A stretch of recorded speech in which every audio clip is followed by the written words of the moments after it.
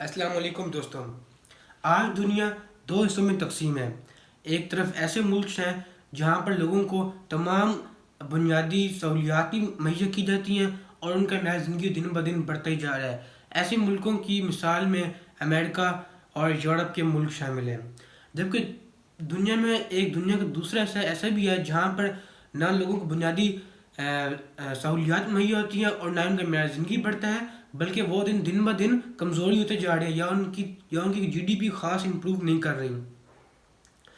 تو آج ہم اس بات کا جواب ڈھونڈنے کی کوشش کریں گے وائی نیشن فیلز.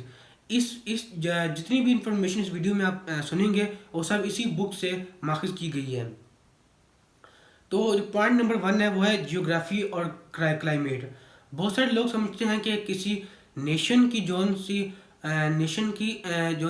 ترقی ہے وہ ڈپینڈ کرتی ہے اس کی جیوگرافی پر اور اس کی کلائمیٹ پر. جس طرح کے لوگ کہتے ہیں کہ جنوبی ایشیا اور افریقہ کے ملک اس وجہ سے کامیاب نہیں ہو پا رہے کیونکہ وہاں پر گرمی بہت زیادہ پڑتی ہے، جس کی وجہ سے وہاں کے لوگ سست ہیں، وہ زیادہ کام نہیں کر پاتے، جس کی وجہ سے وہ ملک بالکل کمزور ہوتے جا رہے ہیں یا وہ ترقی نہیں کر پا رہے. اس کے مقابلے میں جون سے یورپ اور امریکہ ہے وہاں پر سردی پڑتی ہے، وہاں پر اتنی گرمی نہیں ہوتی، وہاں سردی رہتی ہے، جس کی وجہ سے وہ لوگ آرام سے کام کر لیتے ہیں اپنا اور وہ ملک ترقی کر رہے ہیں. جبکہ وائی نیشن فیلز کے مصنفین اس بات پر زور دی ہے کہ ایک ملک کی ترقی اس کی جغرافی پر کچھ حد تک ڈپینڈ کرتی ہے لیکن زیادہ نہیں کرتی. اگر ہم دیکھیں گے جس طرح لوگ کہتے ہیں کہ جن ملکوں میں گرمی زیادہ ہوتی ہے وہاں وہ ملک کامیاب نہیں ہو پا رہے، ٹھیک ہے. اگر ہم اس کی اپوزٹ ایک مثال دیکھیں تو بیسٹ جو ایگزامپل ہمارے سامنے ہے وہ سنگاپور کی ہے اور ملیشیا کی ہے. یہ ملک بھی ایسے ملک ہے جہاں بہت زیادہ گرمی پڑتی ہے، اس کے باوجود یہ ملک دن بدن ترقی کرتے جا رہے ہیں. اور جس طرح وائی نیشن فیل کے مصنفین کہتے ہیں کہ جیوگرافی پر کچھ حد تک ڈپینڈ نہیں بھی کرتی ترقی، کیونکہ اگر اس کی ایگزامپل لیں تو وہ رشیا کی ایگزامپل ہے. رشیا ہر طرف سے ایک بہت ٹھنڈے پانی سے گھرا ہوا ہے جہاں پر ایک بحری راستے سے تجارت کرنا بہت مشکل ہے اور زمینی راستے سے جو تجارت ہوتی ہے اس پہ خرچہ زیادہ ہوتا ہے اور انسیکیور بھی ہوتی ہے، ٹھیک ہے. لیکن اس کے باوجود اپنے اس خراب جغرافیہ کی وجہ کے باوجود رشیا ترقی کر رہا ہے اور نہ صرف ترقی کر رہا ہے بلکہ دنیا کی سپر پاور ہی بنا ہوا ہے، ٹھیک ہے. تو اب جو دوسرا مین پوائنٹ جو لوگ سمجھتے ہیں کہ دیکھیے جس پر ایک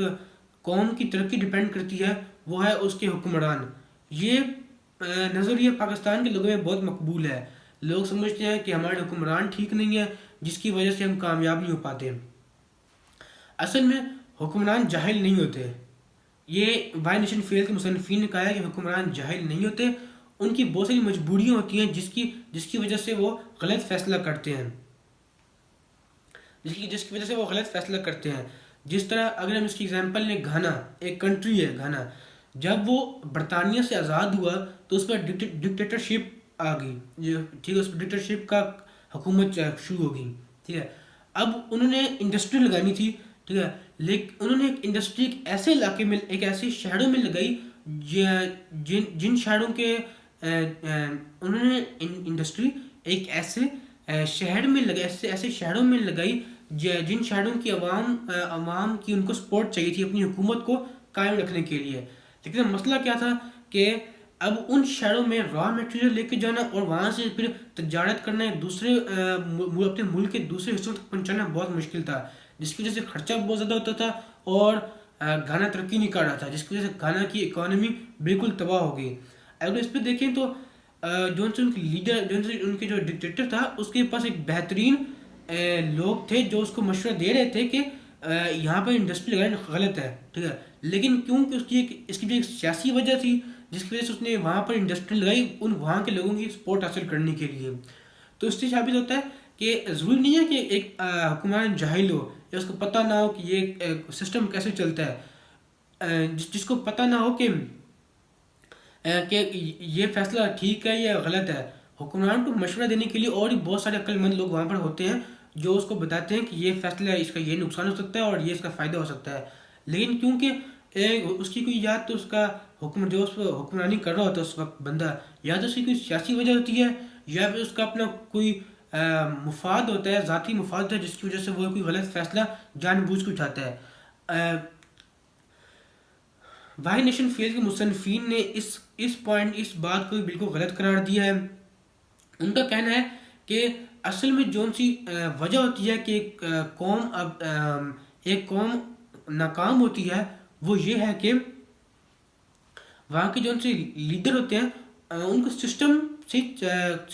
سے استعمال کرنا نہیں آتا ہوتا، کیونکہ جب سسٹم خراب ہوتا ہے تب جب سسٹم خراب ہوتا ہے تو وہ اس طرح وہ اپنے کو صحیح طرح چلا نہیں سکتے، اپنے ملک کو چلا نہیں سکتے۔ اس کی ایک بہترین مثال ہمارے سامنے ہے چائنا کی۔ آپ جانتے ہیں کہ ایک وقت تھا جب چائنا کی پوری عوام افیون کے نشے میں ڈوبی ہوئی تھی، لیکن انہوں نے اپنے سسٹم میں ایسی تبدیلیاں لائی کہ 50-60 سال میں چائنا ایک دنیا کی بہت بڑی معاشی طاقت بن گیا۔ جو ان سے چائنا کے ایک کمیونسٹ پارٹی، جو ان کے ایک قسم کے عقیدہ کمیونزم، اس کی جو پارٹی کا ایک بندہ تھا جس کا نام تھا ڈینگ زیاؤ پنگ، اس نے اپنے آپ کو سیاسی طور پر اتنا مضبوط کر لیا کہ اس نے اپنے جو اس پارٹی میں اس کے مخالفین تھے ان کو ہرا دیا اور ملک کا حکمران بن گیا۔ پھر اس نے پالیسیز چینج کی اور جو کمیونزم کا جو ایک عقیدہ تھا اس کو ختم کیا اور چائنا کو ایک ماڈرن مارکیٹنگ رولز کے مطابق ترقی دینا چاہتا تھا، جس کی وجہ سے کیونکہ جب اس نے سسٹم چینج کر دیا سارا، کیونکہ کمیونزم میں چائنا نہیں چل پا رہا تھا، چائنا اتنا تباہ ہو چکا تھا کہ جو ایک ٹائم آیا جب برطانیہ نے چائنا کے بادشاہ سے زبردستی ایک کانٹریکٹ پر سائن کروا لیے، جس کے مطابق چائنا کے فلاں فلاں علاقے برطانیہ کے ہیں، فلاں فلاں علاقے امریکہ کے، اس طرح انہوں نے چائنا کو بالکل توڑ دیا تھا۔ لیکن جب انہوں نے اپنا سسٹم چینج کر لیا تو چائنا آج دنیا کی سب سے بڑی معاشی طاقت بن چکا ہے۔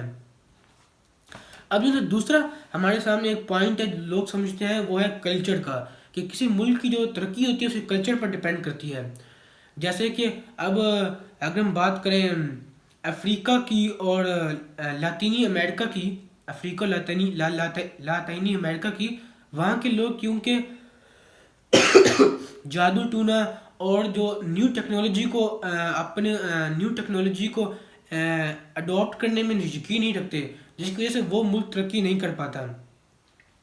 اب اس پوائنٹ کو انہوں نے وائی نیشن فیلز کے مصنفین نے سپورٹ کیا ہے۔ وہ کہتے ہیں کہ ایک ٹائم تھا جب یورپ میں کیتھولک ان کا ایک فرقہ ہے عیسائیوں کا، کیتھولک رول چلتے تھے، جس کے مطابق وہ کوئی نئی ترقی مطلب نئی چیزیں نہیں سیکھتے تھے جس کی مطابق، اور وہ جس حال میں اسی حال میں خوش رہتے تھے۔ لیکن جب اس کلچر کو کیتھولک جو ان کے رولز تھے ان کو ختم کر کے ایک پروٹسٹنٹ رول انہوں نے لاگو کیے، تو جب انہوں نے اپنے اس کو کلچر کو چینج کیا، ٹھیک ہے، کہ یہ جو کیتھولک رولز ہیں ٹھیک نہیں ہے، ہمیں دنیا سے پیچھے لے کے جا رہے ہیں، جب انہوں نے اپنا رولز چینج کر لیے تو آج یورپ ایک بہت بڑی طاقت بن چکا ہے۔ اب اس کی دوسری اگزامپل اگر ہم لیں تو وہ ہے